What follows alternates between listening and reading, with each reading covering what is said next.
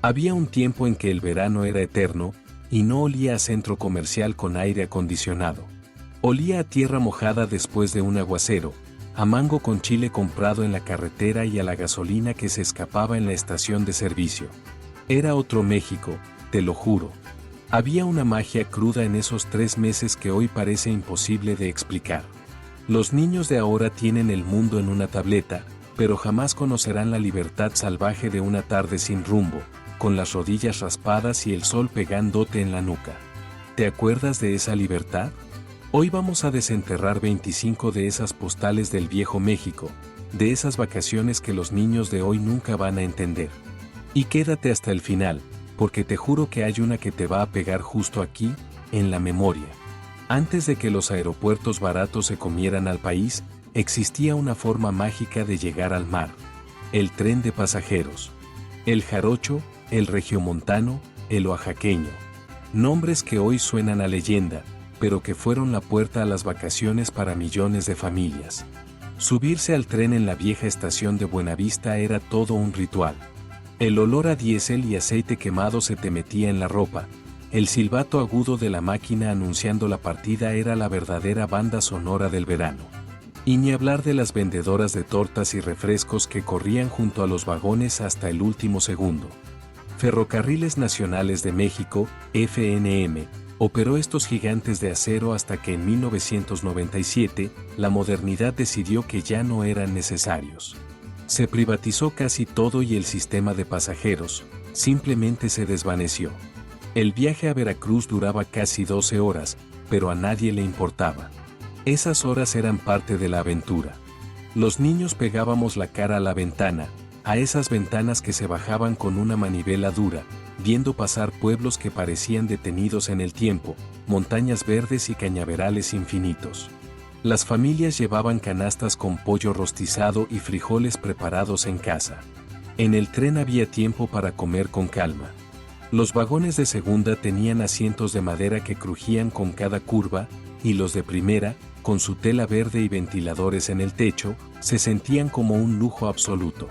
Hoy, esos rieles están mudos, oxidados. Los niños de ahora nunca sabrán lo que era dormirse con el traqueteo del tren y despertar oliendo a sal, a mar. En el sur de la Ciudad de México, mucho antes de los superhéroes y las franquicias, vivía el rey de la ciudad. Entre 1985 y 1996, el Parque Reino Aventura tuvo a la estrella más famosa del país. No era un cantante ni un futbolista, era una orca llamada Keiko. Verla saltar, salpicar agua helada a las primeras filas y hacer sus trucos era el sueño de cualquier niño mexicano. Las familias hacían filas de horas bajo el sol de la carretera Picacho a Jusco, solo para conseguir un lugar en esas gradas de concreto. El calor, el olor a cloro y la expectativa que se sentía en el aire, ¿a poco no era otra cosa? El espectáculo duraba apenas media hora, pero se sentía como una vida entera. Keiko llegó a México desde Islandia siendo apenas una cría y aquí se convirtió en un fenómeno. Era nuestra. Luego vino Hollywood con la película Liberen a Willy, y todo se puso color de hormiga. La presión internacional fue tan grande que la orca fue trasladada primero a Oregón y luego a Noruega, donde murió en 2003, lejos del sol que la vio crecer. Reino Aventura cerró y se transformó en Six Flags. Un parque con más adrenalina, sí, pero sin el corazón que se llamaba Keiko. Los niños de hoy tienen montañas rusas que tocan el cielo, pero nunca sentirán ese nudo en la garganta al ver a esa inmensa criatura emerger del agua mientras miles de personas gritaban su nombre. Había una magia distinta en la oscuridad compartida del coche. El Autocinema Las Américas, el Coyote, el Satélite, fueron templos del entretenimiento familiar durante décadas. Llegabas cuando todavía había luz, estacionabas el carro en la rampa de tierra y esperabas a que la noche cayera sobre la ciudad. La pantalla gigante se iluminaba de repente y el sonido llegaba a través de esas bocinas metálicas que colgabas en la ventana. Ese sonido rasposo y un poco hueco, era la voz de Hollywood en el asiento de tu papá. Los papás bajaban los asientos traseros para que los niños nos acostáramos con cobijas y almohadas. Era tu sala de cine privada, con el cielo estrellado del Valle de México como techo. Las mamás preparaban sándwiches y termos con café, aunque la neta, siempre terminábamos comprando palomitas en la dulcería del lugar. El Autocinema Las Américas, allá por Periférico y Lomas de Sotelo, abrió en 1952 y no era cualquier cosa, fue el primero de toda América Latina. Durante los 70s y 80s, era el plan perfecto. Veías 2 películas por el precio de una y nadie te decía nada si te quedabas dormido. Con la llegada de los multicinemas y el crecimiento brutal de la ciudad, los terrenos se volvieron demasiado valiosos. Los autocinemas fueron cerrando uno a uno. Hoy solo quedan fotos en blanco y negro, y el recuerdo de esas noches bajo las estrellas. Pero para llegar a todos esos lugares, había que pasar por un ritual que hoy parece de otro siglo, un filtro que separaba un viaje de otro. La caseta de larga distancia. Hoy sacas el celular y en 3 segundos estás hablando con quien sea, pero antes era otra cosa. Comunicarte con tu familia en plenas vacaciones era una misión, un ritual que empezaba buscando la caseta de teléfonos de México, esa cabina azul con el logo de la T que a veces olía a plástico caliente y a monedas. Hacías una fila que parecía eterna, 20, 30 minutos bajo el sol o el zumbido de un foco de neón. Era una paciencia que hoy ya no conocemos. Cuando por fin llegaba tu turno, le dabas el número a la operadora, a veces a través de un vidrio grueso y rayado, y ella marcaba por ti. ¿Te acuerdas de ese nervio? Esperar a que sonara el timbre del otro lado. Y si no contestaba nadie, mala suerte. Perdías tu turno y a veces hasta tus monedas. Las llamadas se cobraban por minuto, y cada segundo era oro, literal. Por eso los mensajes eran como telegramas. Ya llegamos. Estamos bien. Regresamos el martes. Los queremos. Adiós. Y colgabas. Sentías el auricular de baquelita, pesado y frío, y esa estática que era como el sonido del dinero quemándose.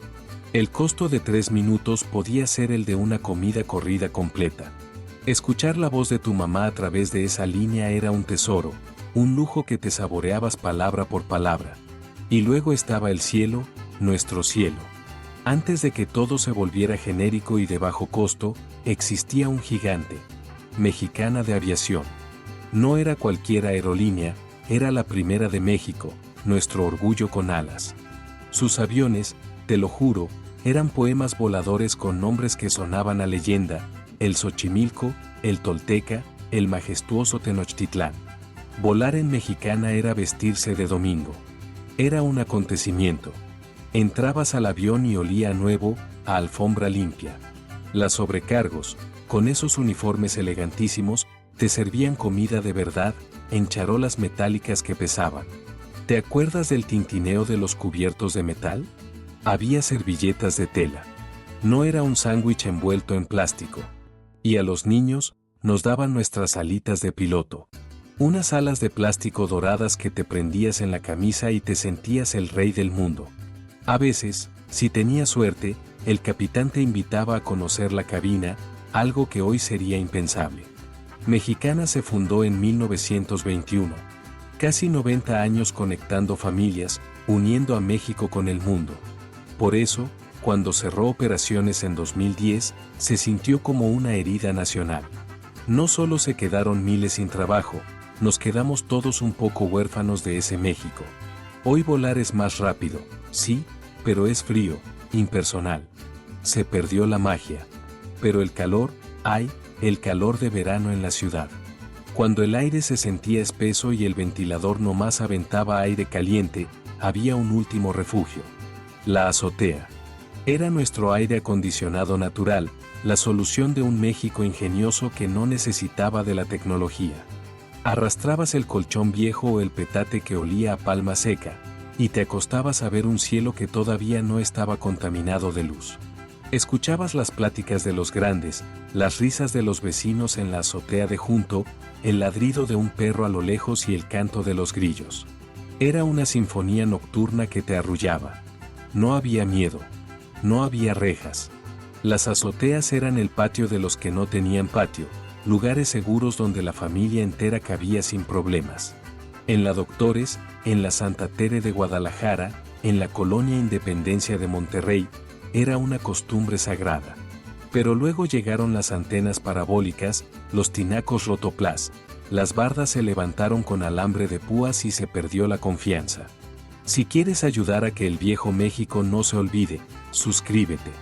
Porque los niños de hoy duermen con clima artificial, pero nunca sabrán lo que era quedarse dormido contando estrellas, sintiendo como el sereno te enfriaba la cara.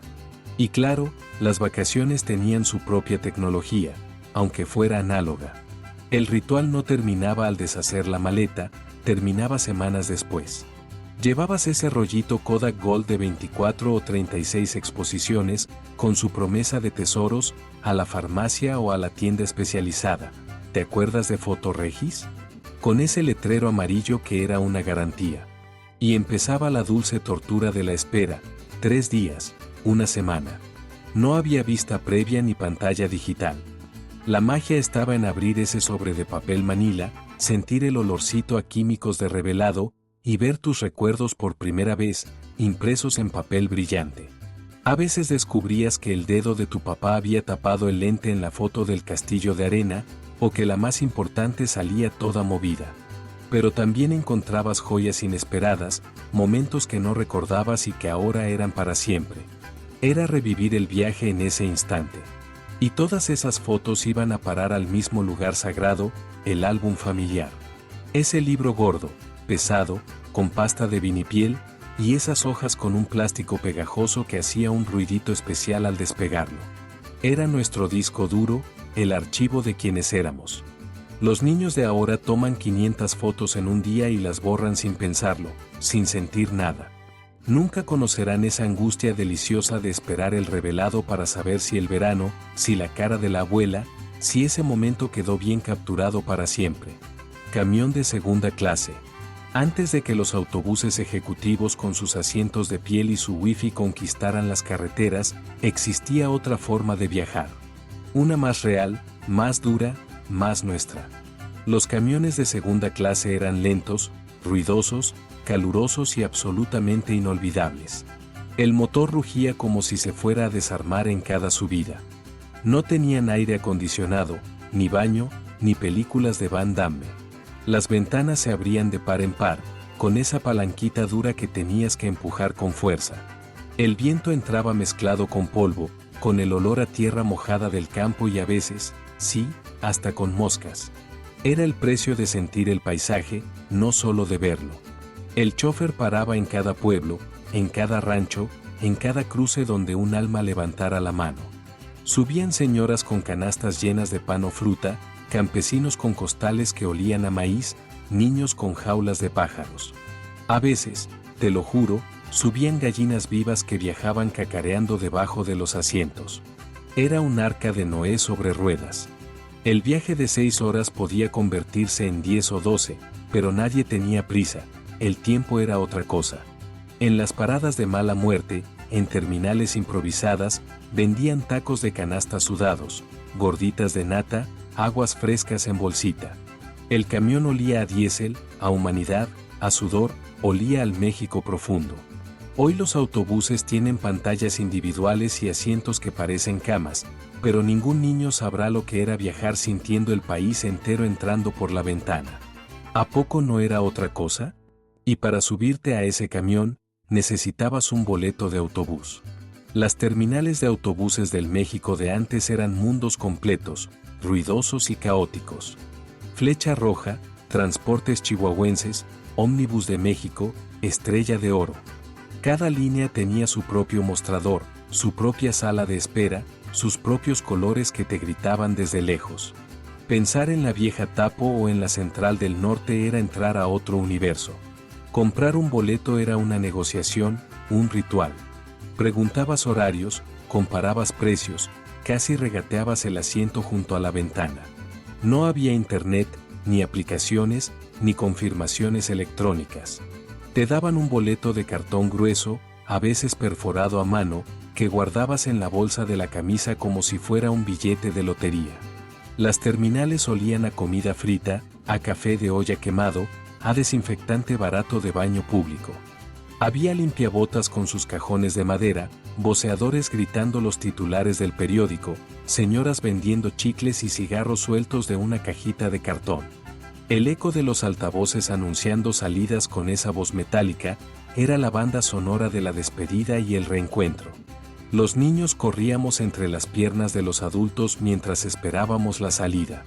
Esas terminales eran el punto de encuentro entre el México urbano y el México rural, un lugar donde todas las historias se cruzaban. Hoy son edificios modernos con cadenas de comida rápida y pantallas digitales. Eficientes, sí, pero sin alma. Y en esas terminales, para el calor, Sidral Mundet. Había refrescos, y había Sidral Mundet. No, no era lo mismo. El sidral venía en esas botellas verdes de vidrio grueso, pesado, que sentías que no se romperían ni cayendo de un segundo piso. Lo comprabas en las terminales, en las tienditas de carretera, en los mercados de los pueblos. El vendedor lo sacaba de una hielera de lámina llena de agua con bloques de hielo y te lo destapaba ahí mismo. El sonido del destapador contra la corcholata era la promesa de un alivio inmediato. El primer trago era una explosión de manzana fría, ácida y dulce, que bajaba por la garganta quitando el calor y el cansancio del viaje. Tenías que tomártelo rápido, casi de un jalón, porque el envase era retornable. No te lo podías llevar. Así que te quedabas parado junto al puesto, disfrutando cada sorbo, viendo la vida pasar. El sidral existe todavía, pero ya no sabe igual. Las botellas de plástico no guardan el frío de la misma manera, y se perdió el ritual. Ya no hay señores con hieleras en cada esquina esperándote con esa medicina líquida contra el verano. Pero no era lo único que nos salvaba. Aguas frescas. En cada mercado, en cada tianguis, en cada feria de pueblo, estaban ellas. Las señoras de las aguas frescas con sus vitroleros gigantes llenos de colores vivos. Jamaica, horchata, limón, tamarindo, guayaba.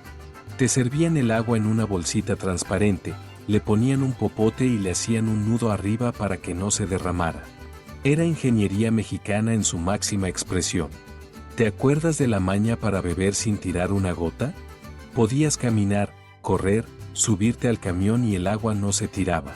Esa bolsita frágil y fría entre los dedos, te lo juro, era la gloria. Costaba 50 centavos viejos o tal vez un peso, dependiendo del lugar y de la generosidad de la vendedora. El sabor era casero, preparado con fruta real y azúcar de verdad, no con polvos artificiales.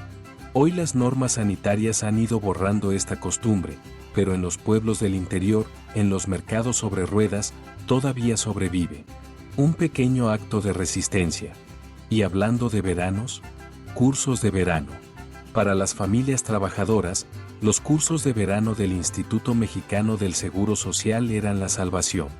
Mientras los papás cumplían su horario laboral, los niños aprendíamos natación, manualidades, teatro, deportes. El IMSS tenía sus centros de seguridad social por todo el país, con albercas olímpicas, canchas y salones enormes. El olor a cloro de la alberca se te metía hasta el alma, mezclado con el griterío de 100 niños sintiéndose libres por primera vez. Ahí aprendimos a nadar, sí, pero también aprendimos a ser parte de algo más grande que nuestra propia familia. Y no necesitabas mucho para estar equipado, la neta. La inscripción costaba casi nada, porque era un beneficio directo para los derechohabientes del IMSS. Era una verdadera prestación social. Los niños llegaban tempranito en esos camiones escolares amarillos, algunos con su lonchera de plástico de los Thundercats y su termo de agua que ya para mediodía estaba tibia. Pasaban el día entero en un torbellino de actividades y regresaban a casa agotados, con el cabello tieso por el cloro y la piel dorada por el sol, pero inmensamente felices. Era una forma de hacer comunidad, de crear lazos de barrio que hoy, seamos honestos, casi han desaparecido. Los cursos de verano ahora son negocios privados, carísimos y exclusivos. Aquella época en que el Estado se preocupaba por ofrecer entretenimiento digno y seguro para los hijos de los trabajadores, parece un sueño lejano, casi una fantasía de otro México. Y para llegar a esos lugares, estaba la Ruta 100. Antes de que el gobierno de Salinas la desmantelara en 1995, la Ruta 100 fue la sangre que corría por las venas de la capital. No era un transporte, era el transporte. Sus camiones verdes con esa franja amarilla inconfundible circulaban por toda la ciudad, llevando a millones de almas a su destino. Durante las vacaciones, las familias enteras se trepaban a la Ruta 100 para ir a Chapultepec, a la villa, a los mercados del centro. El pasaje costaba centavos, literalmente. Los camiones pasaban uno tras otro, casi sin descanso. Adentro olía a multitud, a perfume barato de Sanborns, a la torta de tamal que alguien llevaba para el camino y al sudor de la jornada. ¿Te acuerdas de ese olor? Era el aroma del México trabajador. Los chóferes manejaban como si estuvieran compitiendo en una carrera clandestina, y los pasajeros nos sosteníamos de los tubos metálicos como podíamos, en un ballet caótico y perfectamente sincronizado. Cuando el gobierno liquidó la empresa por una supuesta corrupción que nunca quedó del todo clara, desapareció toda una forma de vivir y moverse por la ciudad. Los niños de hoy viajan en Metrobús y metro con tarjetas electrónicas impersonales. No tienen ni idea de lo que era gritarle tu parada al chofer desde el fondo del camión, y bajarte casi en movimiento porque no había tiempo que perder. El verdadero problema apenas estaba empezando, porque las vacaciones no solo eran transporte y bebidas, eran lugares sagrados que, te lo juro, ya no existen. La Feria de Chapultepec. Durante décadas, fue el parque de diversiones más querido y entrañable de todo México. No era Disneylandia, era nuestra. Generaciones enteras crecimos subiéndonos a sus juegos mecánicos, comiendo algodones de azúcar que se te pegaban en toda la cara y tratando de ganar peluches chuecos en los puestos de tiro al blanco. La montaña rusa de madera era su corazón, su alma. Crujía, temblaba con cada subida y parecía que se iba a desarmar en cada curva, pero justo eso era parte de la emoción. Sentías un peligro real, una adrenalina que ningún juego moderno te puede dar. También estaba la casona del tío Chueco, una casa del terror que aterrorizó a millones de niños entre risas nerviosas y gritos genuinos. La feria cerró sus puertas para siempre en 2019, víctima de un trágico accidente y de años de mala administración que le quitaron el brillo. Hoy, ese terreno está ahí, abandonado, un fantasma silencioso esperando un destino que nadie conoce. Los niños de ahora tienen parques temáticos con tecnología de punta, pero nunca sabrán lo que era sentir esa montaña rusa de madera crujiendo bajo tus pies, mientras el castillo de Chapultepec te vigilaba a lo lejos. Y luego, las películas. El primer día de vacaciones tenía un ritual que era ley: ir al Blockbuster y rentar suficientes películas para aguantar toda la semana. Era una peregrinación familiar. Las familias enteras caminaban por esos pasillos de cajas azules y amarillas, buscando los estrenos y los clásicos. Los niños corríamos directo a la sección infantil mientras los papás revisaban las novedades con aire de críticos de cine. ¿Te acuerdas de tu credencial de socio? Era casi una identificación oficial. Elegir era un drama, porque solo podías llevarte 3 o 4 y tenías que devolverlas en 3 días exactos. Si te atrasabas, pagabas multa, y las multas de Blockbuster eran legendarias, te lo juro. Los viernes por la noche, las tiendas se llenaban hasta el tope. Eran filas de familias con sus credenciales en la mano, listas para el fin de semana. Había palomitas para microondas, dulces importados y ese olor tan característico a plástico nuevo y a promesa de aventura. Blockbuster cerró su última tienda en México en 2015. Hoy Netflix tiene millones de opciones disponibles en un segundo, pero ningún algoritmo podrá replicar jamás la emoción de encontrar esa película que tanto buscabas en el estante de hasta atrás. Y en la tele, el Festival Acapulco. Durante los años 80 y parte de los 90, el Festival Acapulco era el evento musical más importante del verano. Raúl Velasco, con su clásico traje, conducía desde la playa Hornos y toda la familia se reunía frente al televisor. Era una cita obligada en el Canal de las Estrellas. Cantantes nacionales e internacionales, desde Luis Miguel hasta Pandora, se presentaban en vivo mientras el mar de Acapulco brillaba detrás de ellos. Para muchos, Era la única manera de ver a tus artistas favoritos sin tener que salir de casa. El festival transmitía esa sensación de vacaciones, de brisa y de mar, aunque estuvieras encerrado en tu sala en medio de la ciudad. El sonido del oleaje mezclado con la música, las luces de colores, los vestidos brillantes de las cantantes, todo era parte de un espectáculo que ya no existe. Raúl Velasco murió en 2006, y con él se fue ese formato de los grandes festivales televisados que unían al país. Los niños de hoy ven conciertos en YouTube, fragmentados, en pantallas de celular y sin ninguna emoción compartida. Nunca conocerán la magia de esperar toda la semana para ver a tu ídolo cantando frente al mar, en un evento que sentías que era para ti.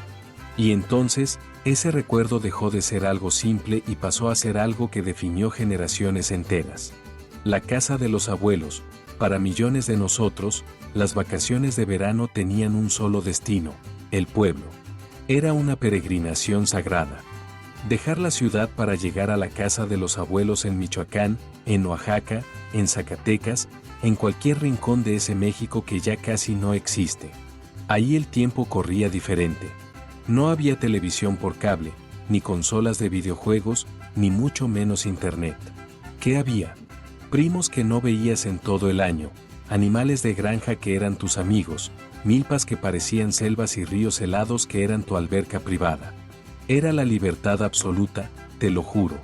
Nos levantábamos con el canto del gallo, con el sol pegándote en la cara, y caíamos rendidos cuando los abuelos por fin le soplaban al quinqué y todo quedaba en penumbras. Se comía lo que la tierra daba, lo que la abuela cocinaba con paciencia en el fogón de leña. El olor a humo y a masa de maíz se te metía en la ropa, tortillas recién hechas, frijoles de la olla, una salsa de molcajete que picaba pero que sabías que estaba hecha con amor. Por las noches, el espectáculo era en el cielo. La familia entera se sentaba en el patio, en sillas de tule o en el suelo, a contar historias de aparecidos mientras las estrellas iban llenando el firmamento.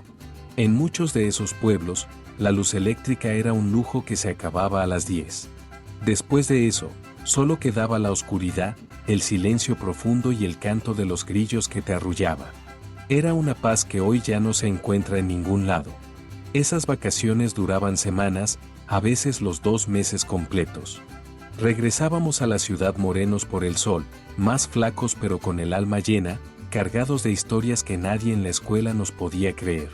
Hoy, muchos de esos pueblos se sienten vacíos, conectados por carreteras que antes no existían.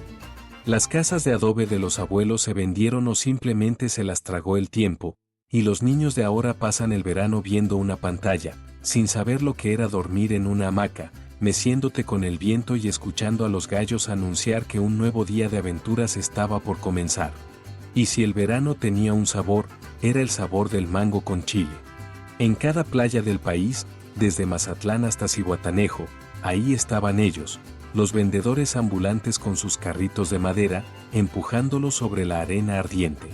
Ofrecían mangos, cocos helados, pepinos, jícamas, todo bañado en jugo de limón, sal de grano y chile piquín que te hacía salivar nomás de verlo. Pero el mango era el rey. Te lo pelaban con una maestría increíble, dejándolo en forma de flor, le clavaban un palito de madera y te lo entregaban chorreando jugo. ¿Te acuerdas cuánto costaba? Unos 500 pesos de los viejos, antes de que le quitaran los 3 ceros a la moneda. Caminabas por la orilla del mar con tu mango en la mano, sintiendo como la arena te quemaba los pies, era un ritual. Hoy las playas están llenas de restaurantes de cadena y tiendas de conveniencia con aire acondicionado. Los vendedores de antes, los de a de veras, han sido desplazados por regulaciones y permisos. Los niños de ahora comen helados industriales y papitas de bolsa, no tienen idea de lo que era morder un mango de Manila, perfectamente maduro, mientras el sol te doraba la espalda y el sonido de las olas era tu única música. Y hablando de música, antes de los audífonos y las playlists, la música era un asunto de todos. En los camiones de carretera, en esos viajes eternos de hado o de estrella de oro, el chofer ponía su radio de transistores en el tablero y se acabó. Todos escuchábamos lo mismo. Los éxitos del verano sonaban con una estática que era parte de la canción. Los hooligans, los Teen Tops con sus versiones en español, y de repente, Rigo Tobar poniendo a bailar hasta a las señoras que iban dormidas en el asiento de atrás. Nadie se quejaba de la música del chofer, porque la neta, no había otra opción. La radio era la única compañía en esas horas de carretera. Memorizabas las canciones sin darte cuenta, y años después, te sorprendías cantando la letra completa de un éxito que no habías escuchado en décadas. Hoy cada pasajero va en su propia burbuja, con sus audífonos puestos. Nadie comparte la música, nadie canta en voz baja. Esa experiencia de escuchar la misma canción mientras veías pasar el paisaje de México por la ventana, se perdió para siempre. Cuando las vacaciones se alargaban más de la cuenta, había que reportarse a casa. Y eso, amigo mío, significaba una cosa: buscar un teléfono público, una caseta Ladatel. Esas famosas cabinas azules estaban en cada plaza, en cada mercado, en cada esquina concurrida. Eran nuestro único enlace con el mundo. Comprabas tu tarjeta de prepago en la tiendita de la esquina, la insertabas con cuidado en la ranura y marcabas. El verdadero problema era la fila, sobre todo los domingos, cuando todo el mundo quería llamar a su familia. Podías esperar 15, 20, hasta 30 minutos bajo un sol que rajaba las piedras. Y cuando por fin llegaba tu turno, la tarjeta de 50 pesos te daba apenas unos minutos de conversación. Hablabas a toda velocidad, decías lo importante: estamos bien, se cuidan, y colgabas justo antes de que la voz metálica te dijera que tu saldo se había agotado. Los chavos de hoy no entienden el concepto de llamada de larga distancia. Para ellos, hablar con alguien en otro país es tan fácil como apretar un botón. Nunca conocerán esa pequeña ansiedad de ver cómo los pesos de la tarjeta se iban consumiendo mientras intentabas despedirte de tu mamá. Y para esas vacaciones, había que prepararse. Antes de las grandes tiendas departamentales, existía un lugar que era una institución: Salinas y Rocha. Ahí era donde las familias mexicanas compraban todo. Y antes de salir de viaje, era obligatorio ir por el kit de verano. Unos shorts de algodón, una playera de rayas, unas sandalias de plástico marca Briseida y, si tenía suerte, un traje de baño nuevo. Las mamás recorrían los pasillos buscando las ofertas mientras nosotros nos probábamos todo. Salinas y Rocha tenía ese olor tan particular, a ropa nueva, a plástico y a piso recién trapeado con fabuloso. Los vendedores usaban corbata y te hablaban de usted. Existía el sistema de apartado y los pagos chiquitos. La tienda quebró en 1997, se la comió la crisis y la competencia extranjera. Y con ella se fue toda una forma de comprar, de prepararse para el verano. Los niños de ahora compran en línea, sin saber lo que era la emoción de salir de la tienda con una bolsa de plástico que olía a vacaciones. Durante décadas, el coche oficial de las vacaciones en México fue el Volkswagen Sedán, el Bocho. Las agencias de renta locales tenían flotas enteras de bochos de todos los colores. Llegabas al aeropuerto o a la central de autobuses, buscabas el mostrador más barato y te daban las llaves de un carro sin aire acondicionado, con la palanca de velocidades más dura que una piedra y con asientos de vinil que te quemaban las piernas al primer contacto. Pero no importaba. El bocho era perfecto para las calles empedradas de Taxco, para subir las cuestas de Acapulco, para estacionarse en cualquier huequito. La familia entera se metía ahí, apretujada, con las ventanas abajo y el radio a todo volumen. Era un guerrero incansable. El bocho dejó de fabricarse en México en 2003, y con él se murió una era del turismo nacional. Los chavos de hoy rentan camionetas con GPS y Bluetooth. No saben lo que era tener que empujar un bocho en una subida para que volviera a arrancar después de un día entero bajo el sol. Y aquí viene el recuerdo que te prometí, el que quizá te saque una lágrima. La caseta de cobro. Las autopistas de cuota se construyeron para conectar al país, sí, pero para nosotros, marcaban el verdadero inicio de las vacaciones. Cuando el coche por fin se detenía frente a esa cabina y tu papá pagaba con billetes arrugados que sacaba de la guantera, sabías que ya casi llegabas. La libertad estaba a unos kilómetros. Las casetas olían a diésel, a la comida de las fondas cercanas, olían a promesa. Había vendedores que se acercaban a la ventana ofreciendo chicharrones en bolsa de papel, cacahuates japoneses, refrescos helados en botellas de vidrio. Cada caseta tenía su propia identidad, la de Tepotzotlán, camino a Querétaro, la de Chalco, rumbo a Puebla, la de Palmillas, hacia el norte. ¿A poco no te acuerdas? Hoy las casetas tienen telepeaje. Los coches pasan sin detenerse, en silencio. Ya nadie compra dulces de último minuto ni platica con el despachador. Los niños de ahora van dormidos o viendo una tablet en el asiento trasero, sin enterarse del momento exacto en que la ciudad quedó atrás. Las vacaciones de verano en el viejo México eran mucho más que días sin escuela. Eran un ritual. Una forma de vivir, de conectar con la familia, de conocer nuestro país de a de veras. Cada detalle que hoy parece insignificante, el refresco de vidrio, la llamada desde una caseta, el mapa de papel, era parte de una experiencia que nos formó como generación. Los niños de hoy tienen comodidades que nosotros ni en sueños imaginamos, pero también se perdieron de algo que no se puede comprar ni descargar de ninguna aplicación: la libertad de un verano sin pantallas, sin prisas y sin miedo. Ese México ya no existe, pero sigue vivo, te lo juro, sigue muy vivo en la memoria de todos los que tuvimos la suerte de vivirlo.